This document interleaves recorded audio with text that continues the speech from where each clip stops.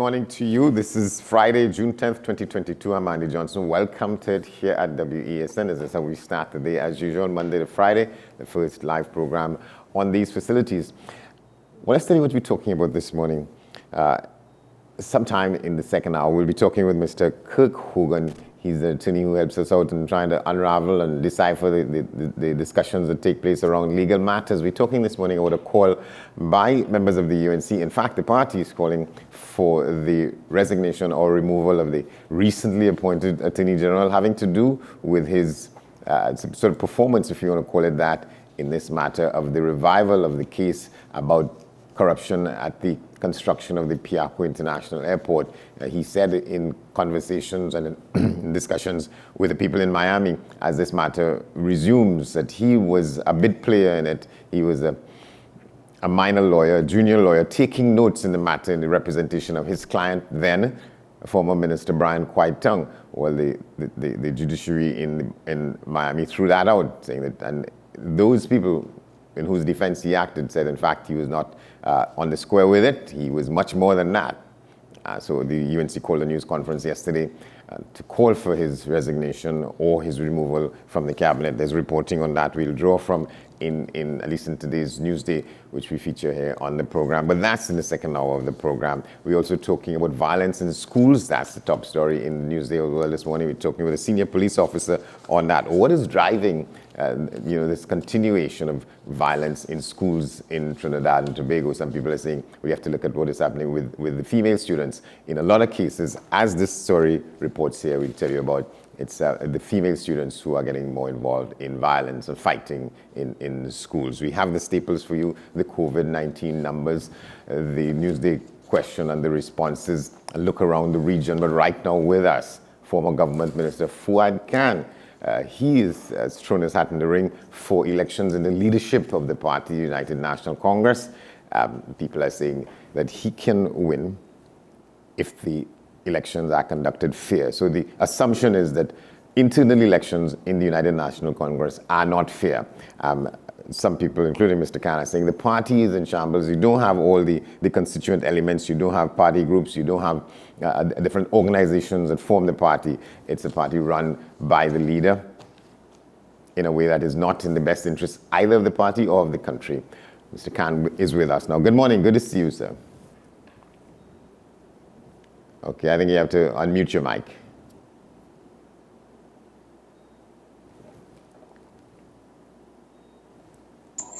Hear me now? Yes, clearly. How are you? Good, Andy. Everything is okay. All right, so let's get to why you decided to get into the race.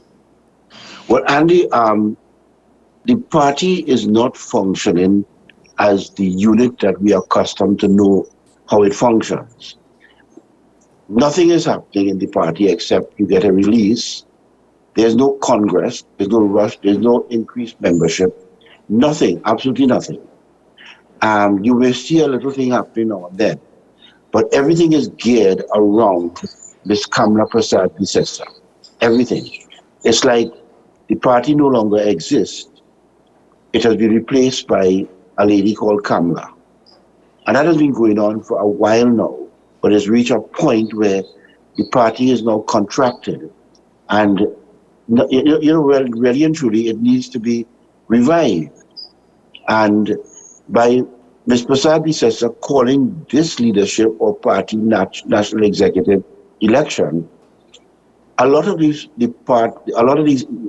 seats, positions have been unopposed. Now, I and a few others, we've been looking at the party and the way it has been going, and we've asked ourselves, how can we do this resurgence if Kamla is still there? I mean, denying entrance, or not really denying, but not embracing the entrance of the stronger people who were there before.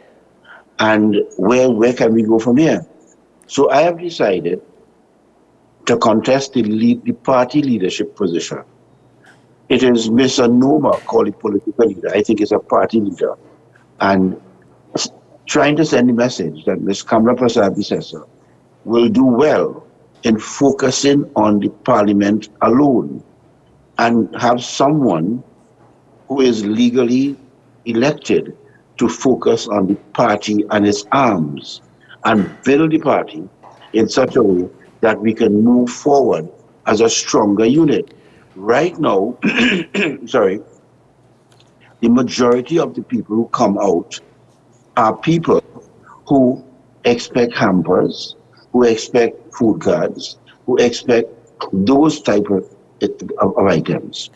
They are the people who were there before, who were contributing to the party, to the development of the party, no longer there.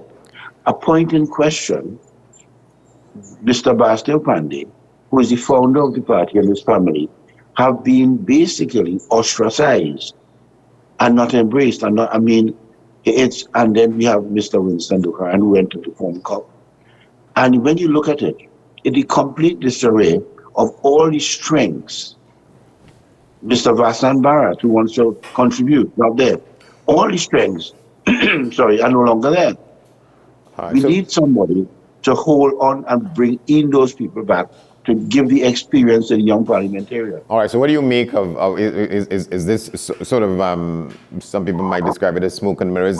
There seems to be activity constantly going on. Every week there's this, this Monday night forum, and every week almost there are 2, 3, 4 press conferences being held to discuss one matter or the other. How do you describe that? So there's a sense that... Andy, that is parliament work. That is not party work. Okay. That is parliament work. You are attacking government. That is parliament. If you separate the systems, everything is geared towards parliament, government, attack on government. Yes, but the party structure is no longer happening to any great extent. Membership drive is no longer happening. You hardly get your party cards. Party groups are no longer functioning. Systems such as whatever may be in the party itself, building the foundation of the party, not happening. And everything is based around when the Monday Night Forum, which is an attack on government. It's not an attack, it's not a building of a party. All right, so the party at the end of the day is around Ms. Prasad Bisesa. So it's correct when Mr. Bharat is saying here that the reality is the party has no functioning institutions, no party groups, no constituency executives, no functioning youth and women's arms. He said it's an autocracy that has been created in the UNC, and all of its major organs have been allowed to fade into oblivion so that the leader has complete control. Exactly. That's put it correctly. But why are members of the party allowing this, if that is the case?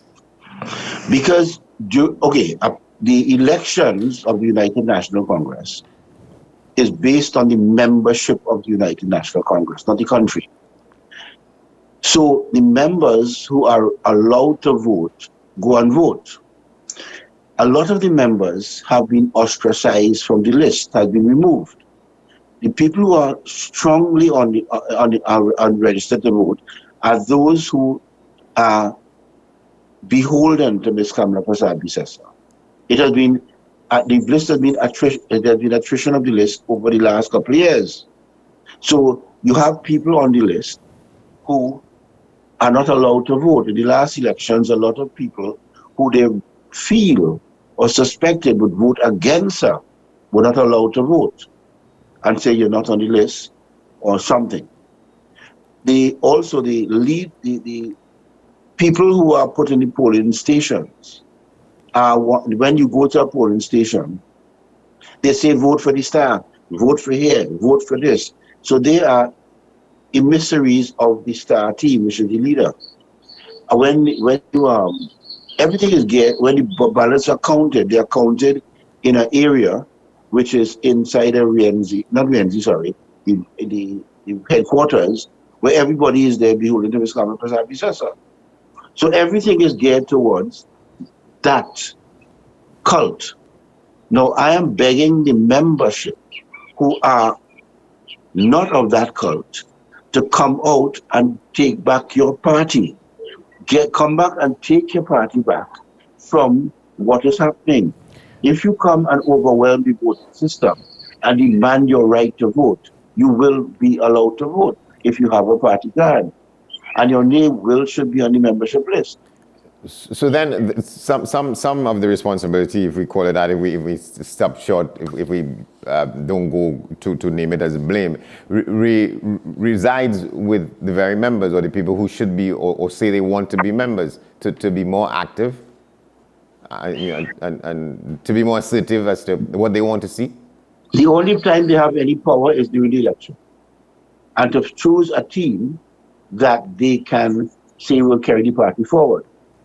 A lot of the membership that are allowed to vote are those who will just choose the same team, and they come out because they are given something like hampers and food cards, etc.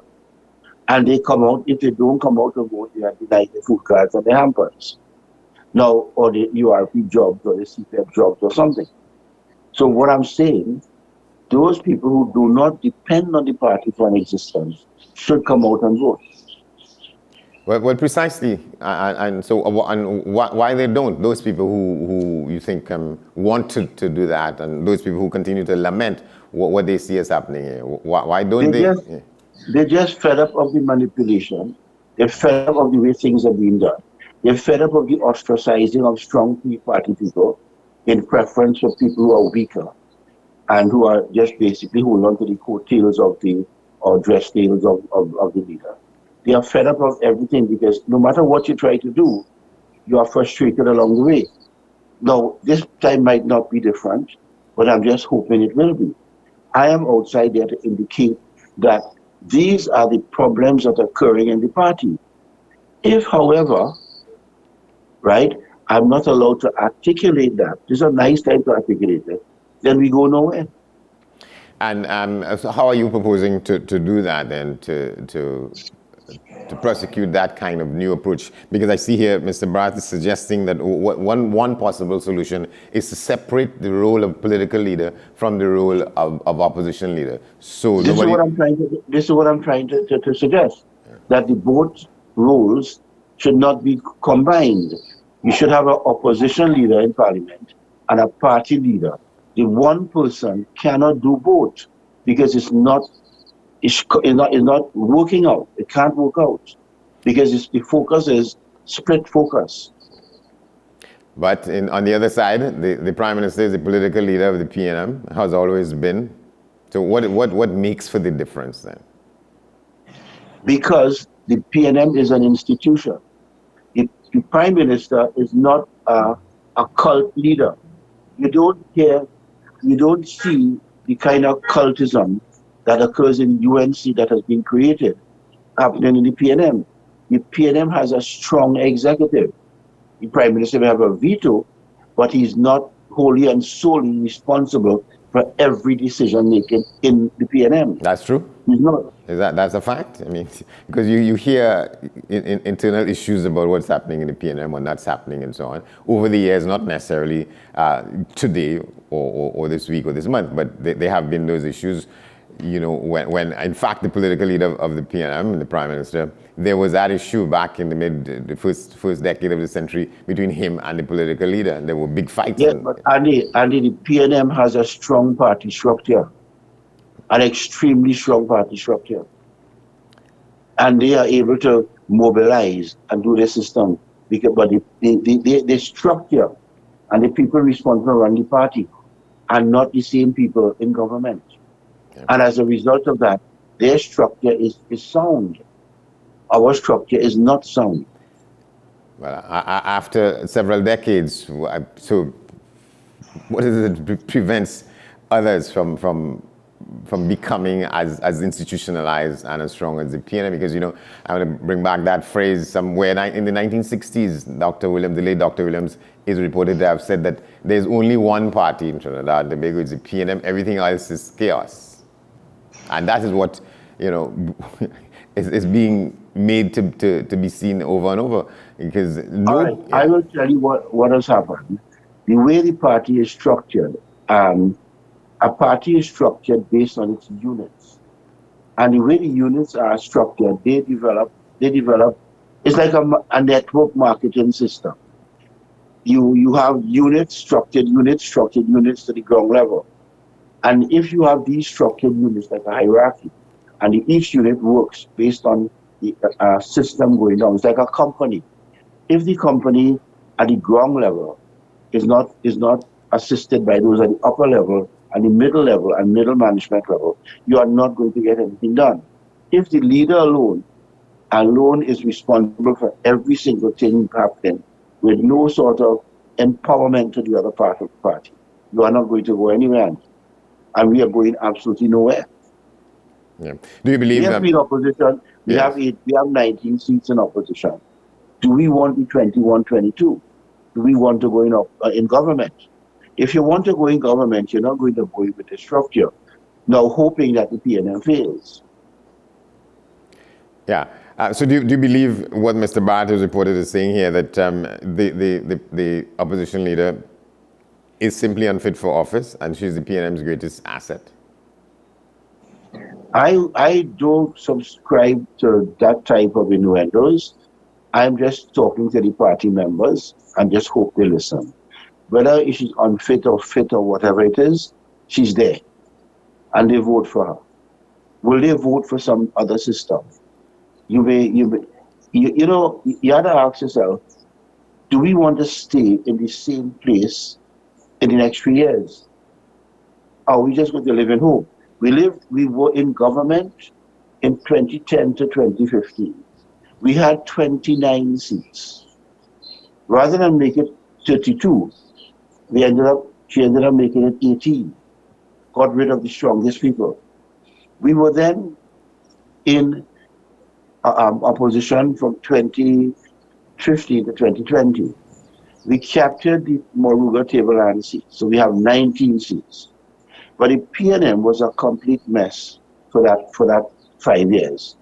Thank God they got COVID on their side at the last time, so they were able to be in everybody's face. But when we did not, the strategy of Ms. Kamala Prasad, predecessor, for the party, choosing people who were not attractive enough to the electorate for them to be voted into government. And the PNM was able to walk in again. So the strategy of our party leader and political leader is not strong enough or good enough to take us into government.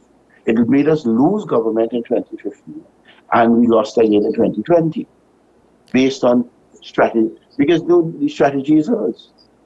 Nobody else does it. So what would you say are a couple, at least, of the seats that the UNC squandered in, let's say, 2020? What were the seats that you could have won with a different kind of approach? We could have won the Lopino Bonaire seat. We could have won the St. Joseph seat. We could have won possibly the San Fernando West seat. We could have won a couple of the marginal seats if we had a different, stronger candidate. And the Lopino Bonaire seat, by not allowing Mr. Jack Warner to run on his own, right, and putting a candidate there to split the votes, we lost.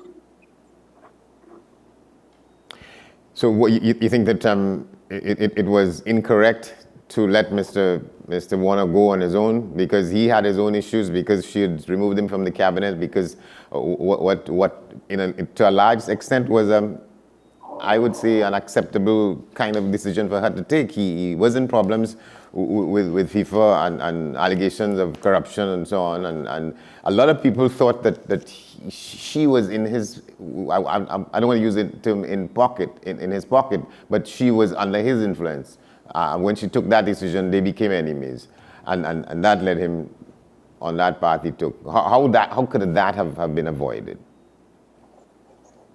Well, what I'm saying to you, what happens outside of Trinidad, because Mr. Warner has his attacks from outside of Trinidad based on the FIFA approach, but inside of Trinidad, Mr. Warner is loved. And you could win an election with somebody who's loved. And you want to do that against the fact that she said when she acted on that, it was based on the report of the investigation done by the Barbadian jurist, to David Simmons. And that is what said to her that, well, something was wrong. And he was spoiled goods at that point. And he refused to accept that. What I would say to that is that I would have kept Mr. Warner, right, as a member of parliament. I would have kept Mr. Warner as maybe not a minister of national security, but I would have kept him as a member of parliament because he is a strong person for the Afro-Trinidadian community. Yeah. And that is what you want to win the election. Mr. David Simmons is not going to fight in the election in Trinidad and Tobago. So he can say what the hell he wants. He was appointed to conduct some kind of inquiry into the matter, and that was his conclusion, right? So you put, yeah. This is politics. This is politics. Right. Politics to win an election. And therefore, you would put the values and I would say the priorities of politics over integrity? No. Values are what people expect it to be, right? When you had the Jim Crow laws and the apartheid laws, right? They were laws, right? And they were values. But were they right? And people campaigned mercilessly on those things. People lost their lives campaigning against those things until there was change, until there was reform and so on. Right. What I'm saying to you is this. What you consider to be good now or then, right? Miss Integrity is Mr. Warner's integrity was under question. But moving him completely from the cabinet, yes, but not completely from the government.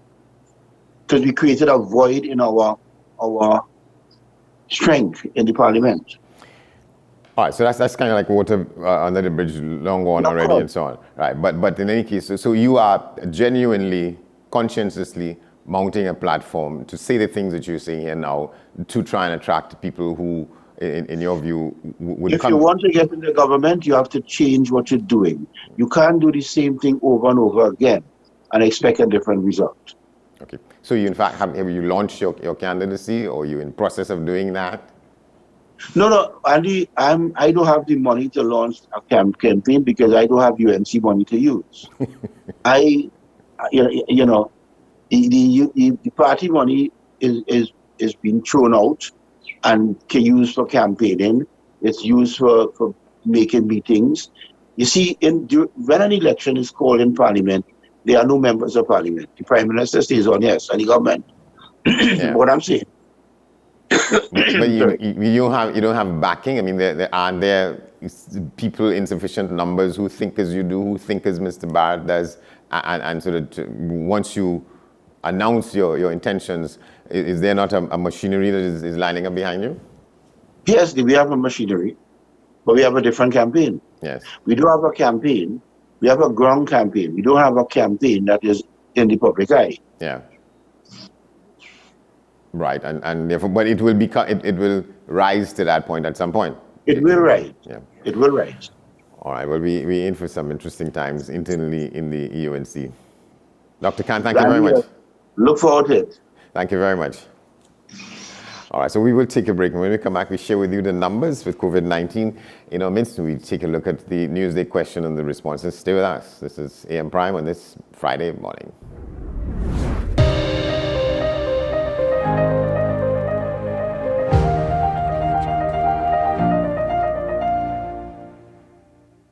Noah Powder put into a dangerous area, back of the net. It's 1-0 already. Our Soca Warriors have emerged victorious against Bahamas. Now, they prepare to take on their next opponent. On Monday, 13th June, tune in to WESN Content Capital for live coverage of TNT versus St. Vincent and the Grenadines. Come show support for our Soca Warriors at the Hazley Crawford Stadium. Monday, 13th June, TNT versus St. Vincent and the Grenadines. Kick-off at 7 p.m. Let's build back TNT's football. Did you know that 1 in 4 children has an undetected eye problem? Their vision can change dramatically every year, from the blackboard to digital screens. 80% of learning starts with what our eyes perceive. Keep your child's future in focus at Ferreira Optical. Get complete eyewear for kids starting at only $695. Come into Ferreira Optical today. Conditions apply. Gift giving during a lockdown can still be hassle-free with a gift from FanZone with delivery options available nationwide. Visit and browse our Facebook and Instagram pages for all your official licensed merchandise and apparel and have it delivered to your door. Find us on Facebook and Instagram. FanZone, we've got you covered. The best laptops and tablets are at dbesttoys.com. Get a Gateway 14.1-inch Ultra Slim notebook or an HP 14-inch laptop at the best prices in TNT. Get the Fire 7 tablet for $474. You can also shop the latest Amazon Fire Sticks. Call now at 32-DBEST to order or visit us in-store at Forces flagship MacBean.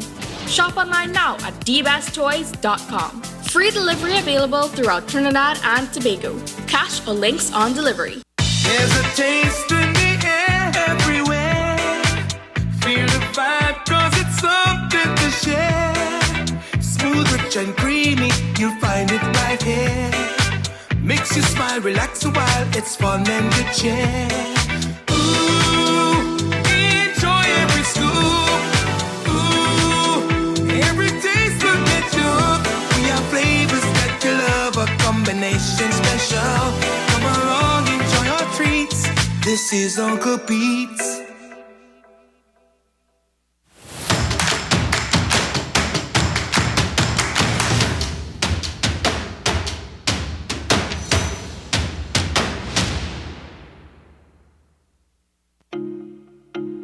If you live with someone who's tested positive for COVID-19 and has to self-isolate at home, take care of them from a distance and reduce their movement around the house.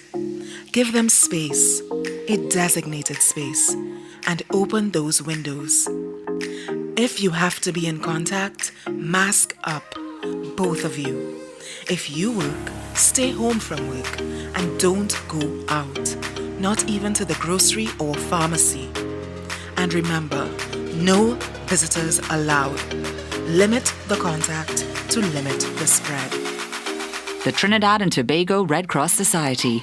Mission-based, people-focused, community-driven.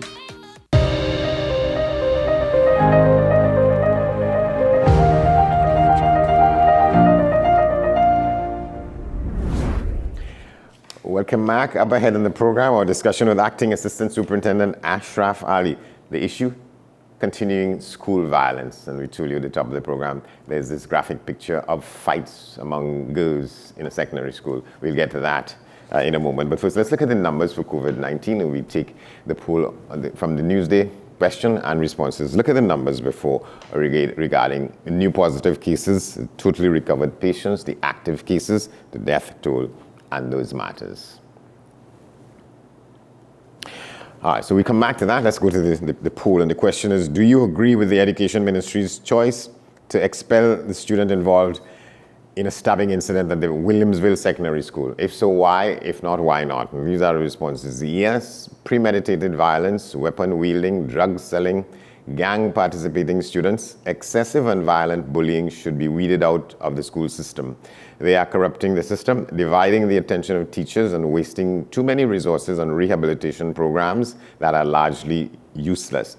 The Ministry of Education facilitates not parenting. They facilitate education and not parenting. Education costs taxpayers money that could be spent on more scholarships, better infrastructure for schools, school repair, and more productive programs. Send them home. Actions have consequences. That's the first response. Another response to the question, from what I'm hearing, the bully didn't get expelled either. So fear is fear, expel both. Continuing, yes, simply because school is not for these hot-tempered children. And the final response is, children, they say that, but it's children who pose that level of threat need to be removed from the school population and be given the necessary support to change those behaviors. However, it is obvious that this child is being used as a scapegoat for government failure to effectively deal with the issue of school violence. There have been many similar situations and worse over the decades without such consequences. Those are the responses to the question, do you agree with the Ministry of Education's choice to expel the student involved in a stabbing incident at the Williamsville Secondary School? So let's take a look at the numbers now with COVID-19. The latest report as compiled yesterday, the figures represent the checking yesterday. 378 the new positive cases, 2 more deaths. The total active cases now 8,363. The death toll to this point, 3,952. 157, that's the people in hospital in the parallel healthcare system. So that's a look at what's there for COVID-19 on this day, June 10th, 2022, as reported up to the end of yesterday. So we move to our guest now, Acting Superintendent of Police, Ashraf Ali, is it? Good morning, sir. Good morning. Are you hearing me? Well, yes, now, yeah. Thanks for coming on. So we're talking about the issue of violence in schools. What is the police perspective? Well, I want to say good morning to you and all the listeners right now. This situation is, in fact, a very trying time for us right now. With the type of violence that we are seeing coming out of the schools, it's alarming. And the most recent one is taking us in a different direction, not only the trend of the police service, but the society as a whole. And we trying our best to get a hold of the situation and put our systems in place. And we have our systems in place to deal with the situations of school violence. As you know, what you have continuous school patrols, and our strategic plan is, in fact, the direction of our strategic plan speaks directly to some of these issues. How do police officers deal with a matter such as this, violence in schools, as opposed to random violence, somebody breaking into somebody's house, somebody pickpocketing somebody on the street, that kind of thing? What is the method by which you deal with violence in schools, the police service? Well, we have a twofold method: the hard approach and the soft approach, as you would realize that the commissioner has. In our conversations, we realize that you will hear about the hard and soft approach. The hard approach is what unfortunately happened on this most recent incident, when the young lady is in fact being charged for 2 offenses. And that is where, due to the circumstance, there is no other choice that we have to lay the charges because of the seriousness of the injury sustained by the young lady. Now, the softer approach now is where we continue to partner with the school environment and other new agencies, non-profitable agencies, social welfare programs. We utilize our youth clubs, community-related groups. We have our town meetings. We have our station council meetings. A lot of different avenues that we are utilized for counseling and, speaking to these children and trying to get them to understand that violence is not the answer. It's difficult, but we have to do our part. Our youth groups have been doing a lot of work.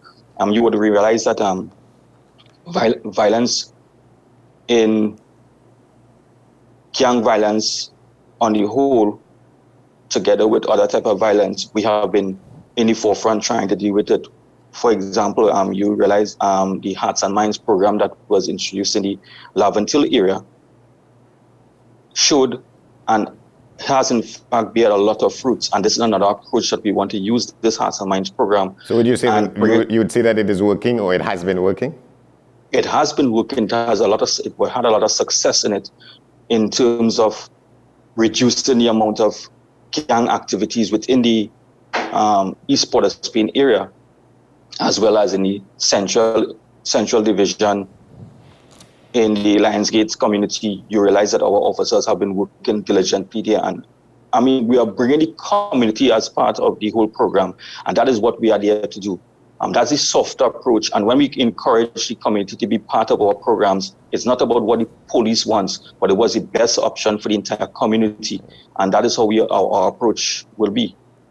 Is this like, the police service is forced to probably take on activity in a way that sort of diffuses what you ought to have been doing otherwise, or that's just, it comes with the territory? Anywhere there's disorderly conduct, there's unlawful conduct, the police has to get involved to some extent?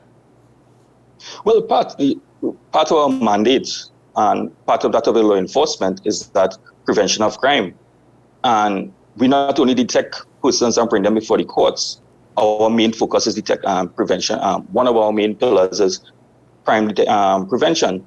And we have several means of utilizing crime prevention, and this is one of the means. And in our current strategy, TTPS strategy program, right now, the Commissioner's Strategic Plan 2022 to 2024, strategic area number 1 speaks directly to restoring public trust and confidence, strengthening community engagements, and building effective stakeholder partnership. And if I would just give you some examples. Go ahead.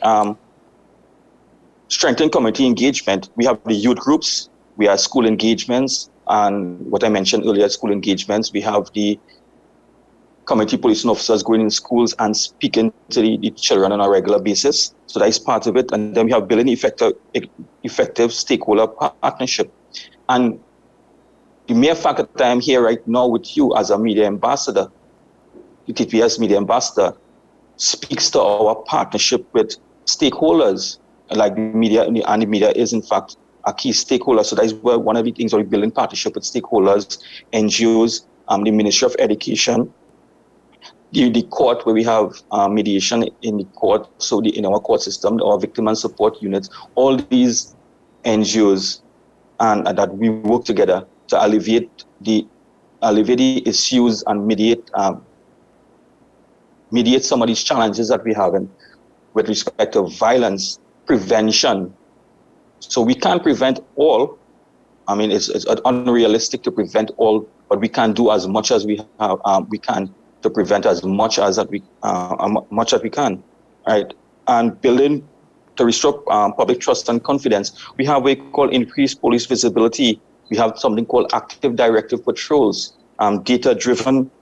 These are data-driven and using effective resources. So our CAPA department will give us specific information which is directly targeted towards where our patrols will be more effective to the communities and to the areas where we are crime happening. So all of this is happening simultaneously, and in the whole approach to our reducing crime in Trinidad and Tobago.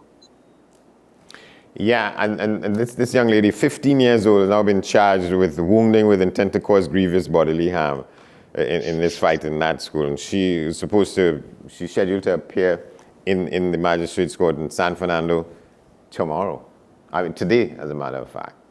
A 15-year-old charged with wounding with intent. This is something that Trinidad and Tobago must take cognizance of. Teenagers that involved in violence and the level of violence that we are seeing.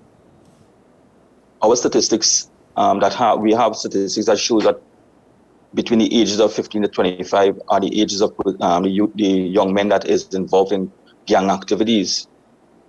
Now we have children in school, teenagers in school from as early as standard 3 or form 3, I should say. We have form 3. That's around 14, let's say 12, 13, 14, all the way up to 16, 17 in school that has portrayed this type of violence in school. We cannot put our heads in the sand and say it is not a serious issue. It is a serious issue, and all hands on deck in terms of all agencies have to come together and find a way to solve this. Now, what is important is that children need to understand, and everyone needs to understand, there are consequences for your actions. I am not going to say whether or not, because the investigation is still an active one in terms of one person has been charged. There's still other persons of interest in this matter to determine what role they play. But when you look at the whole situation, if from an incident from some circumstance like this one, where we have fighting is an offense against the person, Chapter 1108. Then you have common auto fights, you have assaults. Now we see possession of weapons with intent.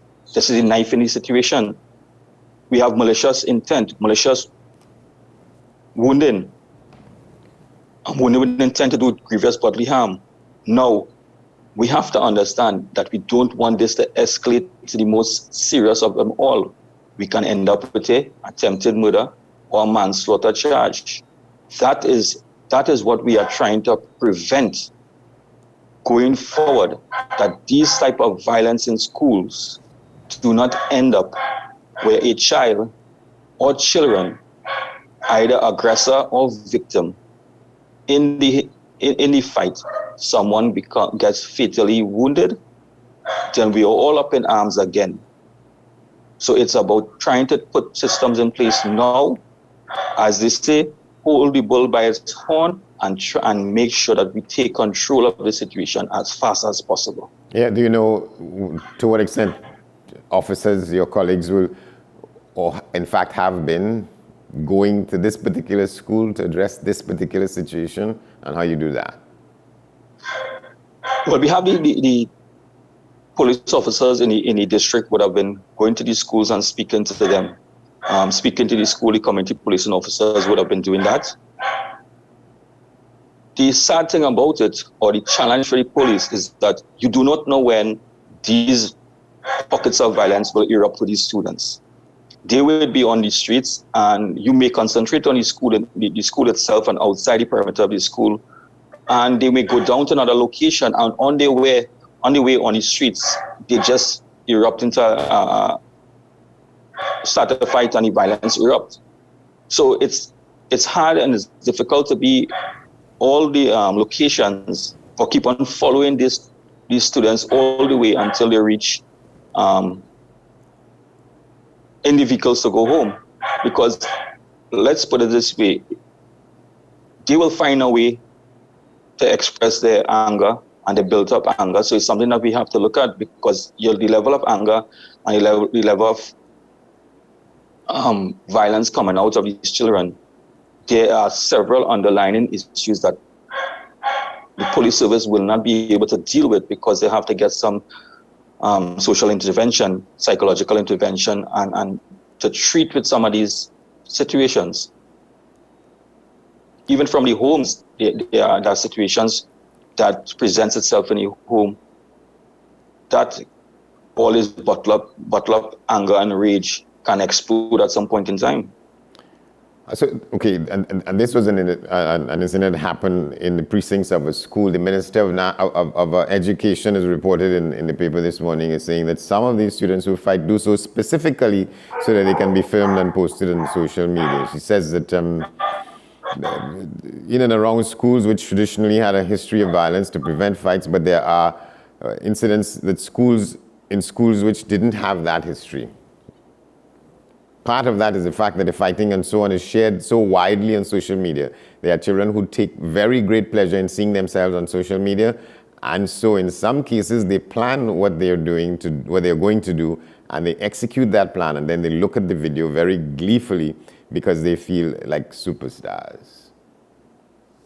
It's unfortunate that we have to say, it's unfortunate that is the reality of it. The minister is right in the way that social media has portrayed these type of activities. And we have, with the introduction of social media and the cell phones, where we have all kind of media platforms on cell phones, and all these children have cell phones, it's very easy to take out a video and post it up. Now that we are seeing this, it gives them some level of power and control of circumstances. So we have to be very careful with that. There's no particular type of policy that we have with respect to school children and how we use media, but with the introduction of media itself and social media platforms, it is very, very easy to just take out a video and post and make comments about it. And that is a big challenge by itself. Yeah, and we can't, I was going to use the term outlaw, but I'm just using it in loosest possible terms. The presence of cell phones on school campus, on school grounds and so on. This is the age in which everybody has a cell phone, and sometimes is required to for safety and security reasons other than that. So to say that perhaps children shouldn't come to school with cell phones, that is a no-go. I agree because you may have one situation where the cell phone is used for good as well as is used for bad. In other jurisdictions, sometimes they use cell phones to record offenses taking place where perpetrators have been committing offenses, and law enforcement have utilized it and provided the assistance and stop the crime from happening. So you have the good and bad when it comes to the use of cell phones. It's all dependent on how we as a society treat with it. We encourage a lot. You would see that persons, and even in some fights, you would see some parents, some adults try their best to break up the fight, and in doing that, you may end up in having a situation where other children and other students jump into the fight. You see the children and other students trying their best to hold back these children, and then you see a group just swarming to attack this one who is trying to assist, and that makes it more difficult because persons don't want to assist in these fights anymore, trying to break them up because of fear of getting damaged, or fear of being turned into a victim in this whole situation. The level of anger that has been exhibited is alarming.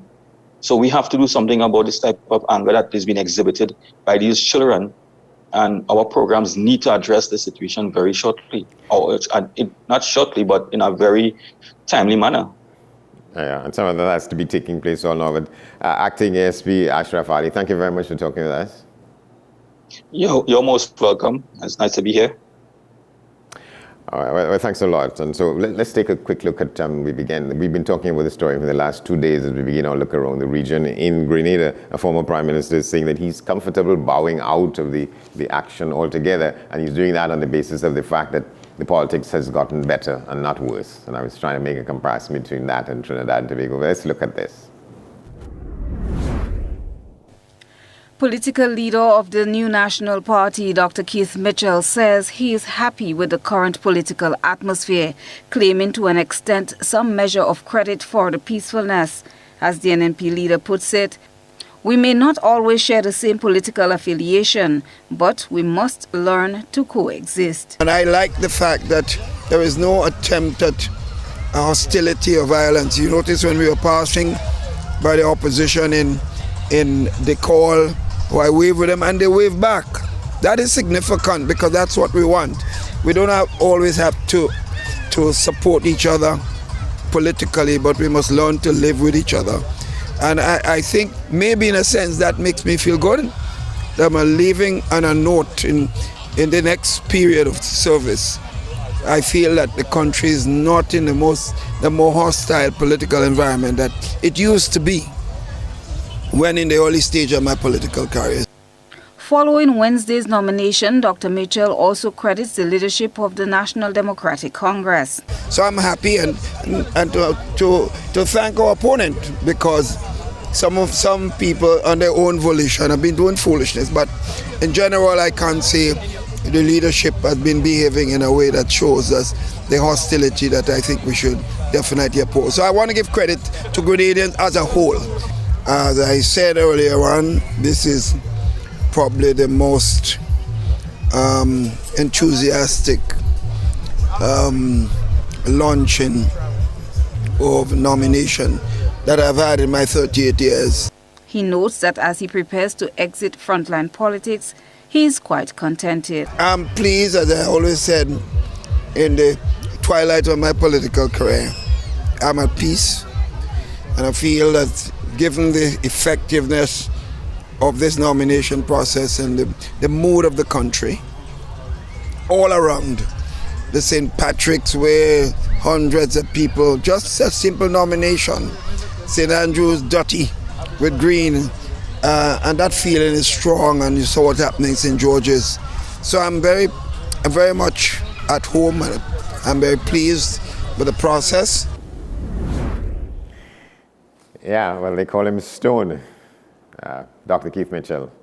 We're going to take a break. We have the news at the top of the hour. Continuing on the other side with this question, the proposition, should the Attorney General be removed or should he step down, given what is happening now, more and more unrevealed on this issue about him being an attorney for a client in the defense about the allegations of corruption with the construction of the airport terminal at Piarco. He's now the Attorney General, so he's the state's representative, and he tendered there that he, in that prior situation, he was a bid player, and that has been challenged. The question is now, was he telling the truth? And if so, if not, should he remain in that position? We have some comments from senior attorneys in the matter. We'll share that with you on the other side as we discuss that matter. Stay with us.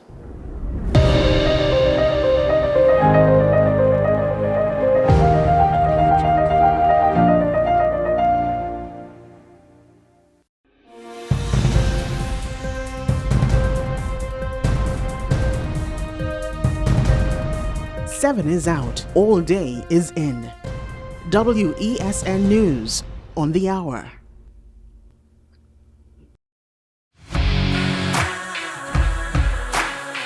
Every day, we communicate through stories. Stories of ourselves, our challenges, our goals, our experiences, and our aspirations.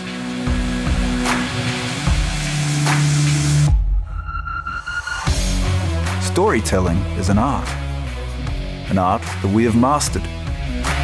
WESN Film Studios comprises a collaborative team of experts with extensive industry experience locally, regionally, and internationally.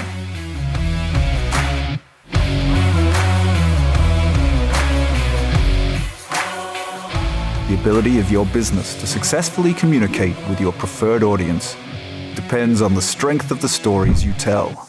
Your vision should be communicated in a high-quality, professional, and creative way.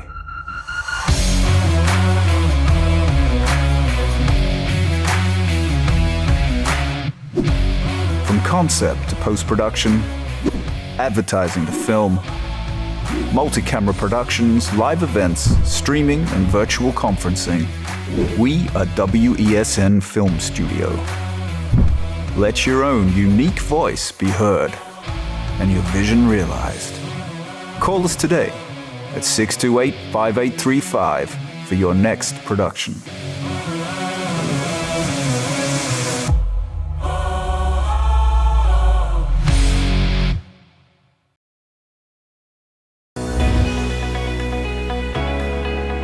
In this season, we talk more about health, wellness, and everything in between. I am so excited to share with you everything about health and wellness so that you can design the life that you've always dreamed of. Join me here on What's Up Doc. What's Up Doc? Tuesdays and Thursdays here on WESN, Content Capital.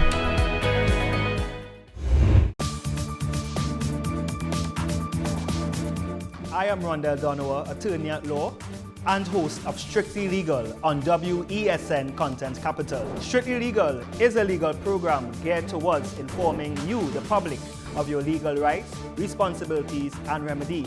So be viewing Thursdays 10 a.m. to 10:30 a.m. What's the best way to grab the attention of viewers? Please exercise more patience. You have to be kidding me. Doing what we do best. I'll say at the very least it's a conspiracy of laziness against the people. Join me, Keaton Shaw. And me, Sean Michael Small, for Talking Point. Weekdays from 8 a.m. to 9:30 a.m. We go in depth on the trending issues and engage the most controversial newsmakers as we get them to account to the people for their actions. You can't go to the government with nothing. You can't go to cabinet with an empty hand, with a wish. I'm glad that we're having this is a sober, mature discussion. In the present situation, I expect a continuation of the chaos. Join us for the discussion, Mondays to Fridays, only on WESN, the content capital. Noah Powder put into a dangerous area, back of the net. It's 1-0 already. Our Soca Warriors have emerged victorious against Bahamas. Now, they prepare to take on their next opponent. On Monday, 13th June, tune in to WESN Content Capital for live coverage of TNT versus St. Vincent and the Grenadines.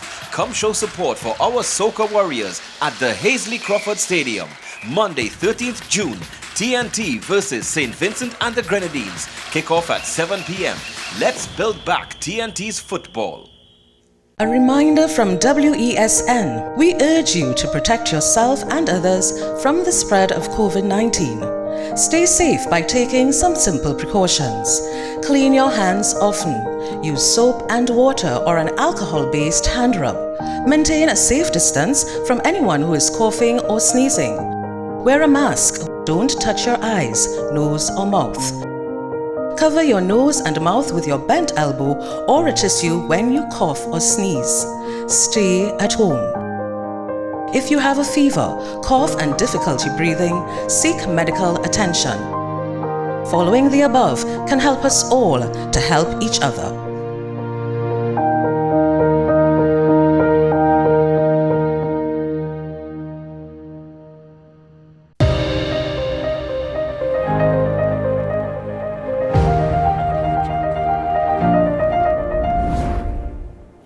Welcome back to the program. Well, we reported on this story earlier in the week. We had a discussion with a friend, Attorney Kirk Hogan, on it. It came from the Sunday Express front page story. The Attorney General, Reginald Amo, had said that he was a bid player. He was a junior counsel in a matter involving Trinidad and Tobago citizens charged with fraud and corruption in the construction of the airport terminal building at Piarco International Airport some years ago, 18 years ago, as a matter of fact, this matter began. American citizens who were charged on that side with their collaboration in it, their matters were concluded.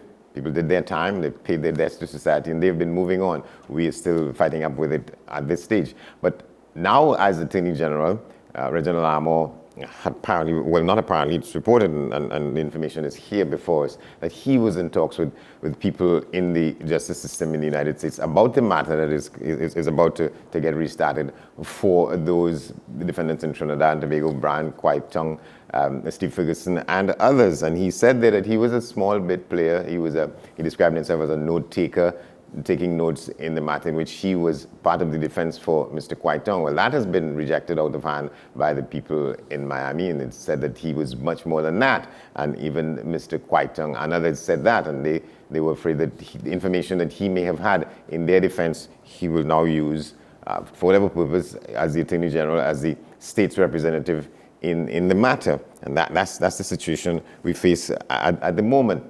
And so that the UNC called a press conference yesterday after the political leader was saying from Sunday and Monday that there was something wrong with that and he should either step down or be removed as Attorney General. They had a news conference yesterday, Senators Mark and Hossain, and that's the line they're taking. We continue to discuss the issue this morning now with Mr. Hogan. He's with us as to where the situation really lies and what should happen in this case. Good morning, my friend. Good morning. How are you this morning? Well, good, thanks. Good to see you, and thanks for coming on again. So let's start at the top of this here. The question is, given what we now know about the situation and the view of the people in Miami, the opposition is calling for Mr. Amo to either step down or be removed as Attorney General. What say you? To my mind, as I said on the last occasion, one of the challenges you face is that it's a situation that you encounter in the practice of law in any event. First of all, the question of conflict of interest. The court and the Attorney General is free to act in any matter that is required to act in for the state. If a court rules that he should not act in that matter, therefore he must recuse himself. Quite frankly, this is a situation where it should have been a situation where he should have recused himself initially.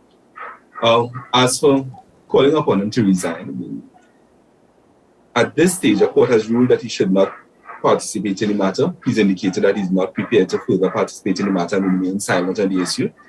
And at this stage, I'm not sure I see a full basis for his removal or for him to resign as yet. If, of course, he goes against the ruling of the court and participates in the matter somehow, or provides information to the office of the Attorney General and the particular legal officer who has conducted the matter, then they will definitely form a basis for him to be removed from office. At this point, a court has simply made a ruling, and that is a ruling that it's not the first time it's been made. It's a ruling that on occasion a court is called upon to make. There's common case law on the subject. So, for instance, I think there's a Jamaican case involving JMMB Bank where an attorney had once worked for one side of the equation and then ultimately was retained by the other side. And the question that was being asked was, were they using the information that they had acquired during the course of their retainer for one party to now benefit the other side? That's the bottom line of the situation. Right. What about in the Sunday Express story, Mr. Amor was referred to as having said that the judge in the Miami issue ruling on the matter sort of pinned their position on an inappropriate principle or part of the case. What's your sense about that? That he said that... Well, now the ruling in Miami is that, listen, he was privy to sensitive information. As with all attorneys, if you have conduct of a matter, whether as junior counsel, as instructing, whatever your role is in the matter, you are going to be privy to sensitive information. And if that information, even if you are not actually using that information against a client, you have access and knowledge of that information and it can benefit the other side, it's difficult to see how you can then make an argument to say, well, you shouldn't recuse yourself because you are only acting in a particular capacity. You are on record as attorney at law for the person on the other side. And as I said, there are cases where it can be used. If, for instance, you're representing a client on one hand for a particular matter, and then you start representing the other side for something unrelated and disconnected to the matter that you previously represented the client for, and that's a different situation. This is involvement in the very same matter that's before the criminal court in Trinidad. And the core of that matter is now the core of the matter in Miami. So you can't on the one hand say, well, no, I was just junior counsel. No, bottom line is you were privy to very sensitive and personal information given to you as instructions. And there are issues of confidentiality, there are issues of privilege surrounding the information that you would have acquired. So I think it was poorly handled. As I said, I don't yet see a basis for removal. In many places we like to say, well, many of the officers who would have found themselves in that position would have, resigned from the post. But we're seeing less and less of that throughout the world anyway. So as for being called upon to be removed or to resign from the post, as I said, I don't see a strong basis for that yet. At the end of the day, the Attorney General is called upon to litigate many, many matters, to prosecute many, many matters. And there are many cases where the Attorney General is asked to recuse himself. And don't forget, these calls have been going on for Attorney Generals to remove themselves ever since every Attorney General has existed to some extent, one capacity or another. So even more recently, where we had the Commissioner of Police situation, they made the same call for Mr. Arari to then remove himself as Attorney General, to be removed as Attorney General because of his handling of the matter. So these calls will always continue to persist. Yeah. So I would say one thing. Yeah, go ahead. I would say one thing on that point. There is a point regarding the code of ethics with respect to the operation. And yes, it is a fair call that it should be looked into. But also understanding that any member of the committee, the disciplinary committee, can bring this matter before the committee as he is still a regular practicing attorney. And in fact, the leader of the opposition or any of her team can also bring an allegation if she thinks that it's warranted to take the matter before the disciplinary committee for the Law Association. And in those circumstances, she is free to do so as well. Yeah, so in this case, you think the opposition is simply going for the jugular where that may not be where it's not necessary? I'm always trying to stay clear of the politics of it, but at the end of the day, we know what's happening. I mean, whether that happened on the UNC side or whether that happened on the PNM side, whoever was the governing party at that time, we like to get these kinds of calls. That's the run-of-the-mill, call of politics. So it doesn't matter which side we're looking at. I feel almost certain that at the end of the day, if it were PNM on the other side, we would have had similar calls. Yeah, if the tables would turn, it would be the same thing. So that's just par for the political course, as we would say. It's just par for the course. So the situation is, if you really feel that strongly about it, then take it to the disciplinary committee. And you're entitled to, if you feel that there's a serious breach in place, because the disciplinary committee will look at the code of ethics, examine the behavior, examine the ruling of the Miami court, and consider whether, in fact, the Attorney General has, in fact, breached the code of ethics. And he's, of course, entitled, when he goes before the disciplinary committee, to put up his own case. That is of the Law Association. The disciplinary committee. Yes, the disciplinary committee being a part of the Law Association itself. Yeah, but you don't think it's of substance enough that he would say that he was just a bit player in this thing, when I suppose decades now we've known Reginald Armour as a senior, significant attorney, not senior necessarily with the legal rules as to how you get to be SC, but certainly somebody who's been prominent a practitioner in for a long time. The fact is, it does raise significant concerns as to why you would label yourself in that capacity. And understanding that the position is not really what your capacity was as an attorney at the time, but more so what information did you have access to, right? And what information was given to you in confidence for the purpose of your instructions to carry out the case.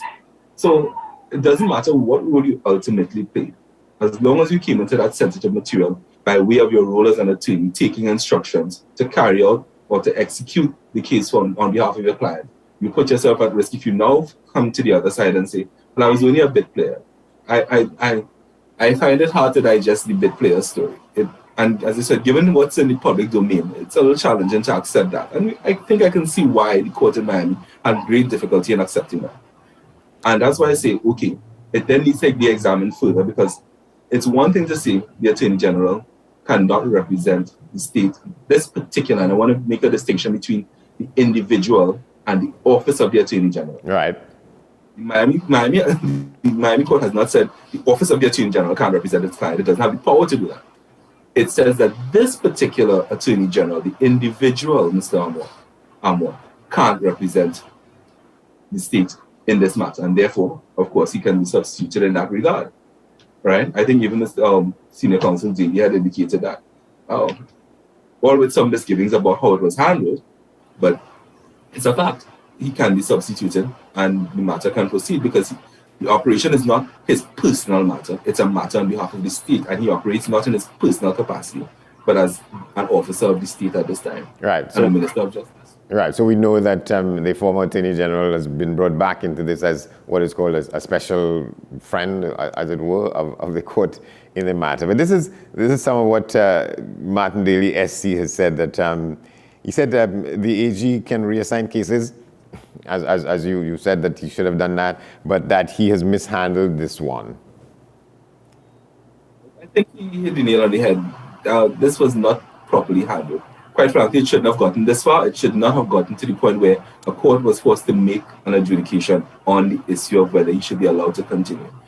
When the question was raised, he should have done an insightful assessment of what and why, and determined that to prevent further embarrassment or to prevent any issue arising with the appearance of conflict of interest, even if he can actually prove that there was none, even if at the time when he was preparing his case to defend himself, even if he could prove that there was no conflict of interest, just the appearance should have been enough to say, well, listen, maybe I need to recuse myself and have someone else appointed. There was no need for him to personally act in the matter. Yeah, and this is Mr. Daly being quoted further in this story in the news here. Another trust and confidence issue has arisen with respect to the office of the AG. If the newspaper reports are accurate, serious and embarrassing mistakes have been made, and these mistakes may complicate the validity of the reassignment of the matter. So even if you have a reassignment, even if Al-Rawi is going to come back in, or whoever was going to take this case on behalf of the state, Daly is saying that what has happened here may in fact complicate the validity of the reassignment of the matter. There is that risk. And I mean, once again, it goes back to the appearance of justice being done. Because one of the concerns that I would think, and I didn't hear, but one of the concerns I would think was, why the timing of the assignment? I mentioned it on the last occasion now. As I said, I don't harbor any idea that there may be impropriety, but the question needs to be asked, why the timing of your assignment? It may simply have been a coincidence, but given the fact that this matter is on the forefront in the Miami court and we are aware of what is happening, then it would have been a very cautious step to assess whether this particular individual would be the right person to put in office at the time when this matter is going to be proceeded with. And, you know, it does beg the question, okay, was it intentional? Now, as I said, I can't cast any aspersions. I don't have any information in that regard, but questions need to be asked and, you know, answers lie somewhere along the road. The question is whether we're serious about finding the answers. But that to me is one of the concerns that it raises. But that, on the other hand, may be a political slash strategic move. But as an attorney and a senior counsel at that, he would have been aware of his role and would have been aware of his responsibility. And whether it was a political move on one side, the question is, him understanding his role and obligation should know how to navigate that particular, you know, dangerous field. He's been experienced enough to have known how to navigate it differently. Navigate that, yeah. So politics aside, at the end of the day, you know, it comes down to understanding where you stand in the profession and how you have to operate. And at the end of the day, he has the right to go before the court and to make his case as to why he should not recuse himself.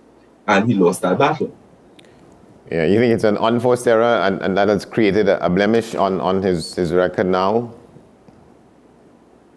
Not necessarily. I mean, I don't see it as a serious stain. I think it may be a poor error in judgment. But once again, I am not possessed of all the facts, so I can only give an assessment from what's in the public domain at this time. So it could be, as you said, it's an unforced error. It could have been from poor judgment of the circumstance. It could have been from an absolute belief that he felt that there was no conflict of interest and therefore put forward this case on that basis. I don't know all the facts, so I'm not possessed of all this, you know, all the material to be able to make that determination. You think it will become an issue for discussion and debate at the Law Association? And they're talking here about the Council of the Law Association. You think it will get there? And should it get there? It may, quite frankly. But if this becomes a serious topic of debate for the Law Association, then I think, because we have lots of other issues that we need to attend to, I've always complained about the fact that the pace of the justice system, and I think we have a lot more serious issues at hand to attend to. And this is an outcome of the pace of the justice system. This matter has been 20 years in the making. So the mere fact that it's now in a Miami court being tried and these questions are being asked and determined, it should have spoken to the fact that our justice system needs to be addressed. And quite frankly, had we addressed it earlier on and been able to make better or make greater haste in our own system, we may not have found, the Attorney General may not have found himself in this position at this time. Yeah. So as I said, there are more serious issues in my mind to be dealt with at the Law Association. I mean, there may be a greater issue at hand that I may be missing if that's not all the information that's in the public domain, but from what I can gather, yeah. There are more serious issues for us. What would you say is at the top of your list as what may be some of those more serious issues? To address the pace of the justice system, I've always contended that if we are slow to do justice, there can be no justice. At the end of the day, justice must come with speed. I mean, I always use the example of disciplining children. At the end of the day, if the discipline that's being applied, the punishment that's being applied is not related to the act that was committed, it's hard to draw the line to discipline, and it's even harder to draw the line to things like rehabilitation and so forth when we talk about restorative justice. So we really need to look at our justice system, I think, because ultimately we are tripping up big time with that. The length of time it's taking to have matters passed through the courts, the procedures and layers that are constantly being added to our system, which inevitably slow us down. You know, we've gone from being able to try matters in a matter of weeks to taking months, even years to try matters. You know, we've gone from having indictments being, you know, ready in my time as a practicing attorney, 3 to 5 years, to indictments taking 7, 9 years. You know, it's unacceptable. You know, and it's coming from all sides. There's no one particular part to blame. It's coming from all sides. So we need to do a holistic assessment of the system. I don't think we need more people. That's my bottom line. We don't need more legislation. Legislation is for the government to prove its agenda. We need to look at the policies that are currently in place and look at more effective means of executing them.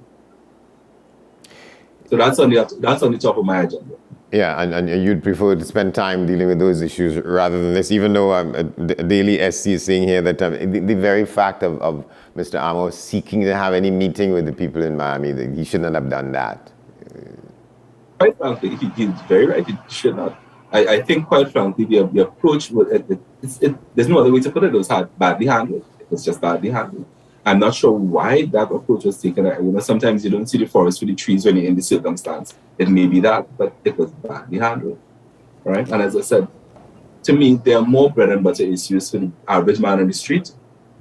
You know, there are greater concerns for the average man on the street, especially now. So while I appreciate the circumstance, I ultimately think that we may not have ended up here if we had given our system a little more attention. And I do appreciate the fact that there are many players who are trying their best, you know, but we need to look at a comprehensive assessment of our circumstance and a comprehensive, you know, approach to it, as opposed to this very piecemeal approach that we've always taken to addressing our justice system. Right? Can he live it down? I've certainly seen this, and we've seen many practitioners, many senior counsel, and many prominent citizens live past worse. So I don't think this is the worst I've seen. I don't think this is the worst we are likely to see. So I'm certain that he can. All right. Thank you very much, Kirk Hogan. I think we lost you there, but of course, again, thank you very much for your assistance with to us and the matters of this sort. Thank you very much. Have a good weekend. All right, good. So let's continue to look around the region now. Let's go to Grenada, where there's this story happening there. Barbados, as a matter of fact, where they say cybersecurity experts are urging managers to take this matter seriously to get their systems in line to avoid major ransomware attacks. The nation Barbados tells us more about that. What occupies our attention is that a typical man on the street is very much unaware about his or her personal data is being taken care of, whether it's passport, driver's license, anything of identity. Most people, to them, identity theft is, you know, your wallet gets stolen and goes to your credit card, but it's beyond that. Today we're in a connected world, so government, everything, all your private information is connected, and then this is being sold on the dark web, with the typical guy in the street being completely unaware. And that's a big concern for us. I've also had my identity stolen, so I, from a personal standpoint, became more aware and risk averse towards these things that happen out there. And we realize that our systems are in these businesses, and the systems has critical data. So we need to we can't sit back and relax. We need to always stay on the edge and show that how are we protecting our data? How are we elevating it every day as these technology risks increase? All right, and before we go here, look at this, watch this week. Thousands are seen lined up here for the third and final day with the recent opening of, opportunities for at least 2,000 persons to get jobs with Royal Caribbean, the cruise line. This is what happens in Port of Spain and San Fernando over the last couple of days. Take a look at this.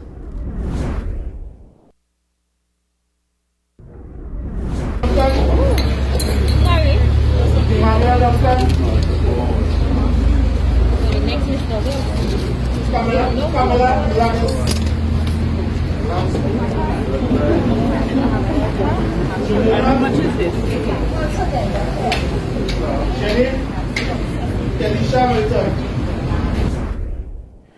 All right, just to tell you what's in the papers again, the Newsday Tobago and the Newsday Trinidad and Tobago, some of the stories in today's weekend Newsday Tobago, story about the killers who went door to door to try and find a man in Mount Grace. And the Minister of Trade is saying here that from the Assistant Auditor General, no fraud occurred in COVID-19 relief efforts and payments. And July pay hike for URP and CPEP workers, and a teacher opens the first foreign language bookstore, probably in Scarborough. So let's look at what is there.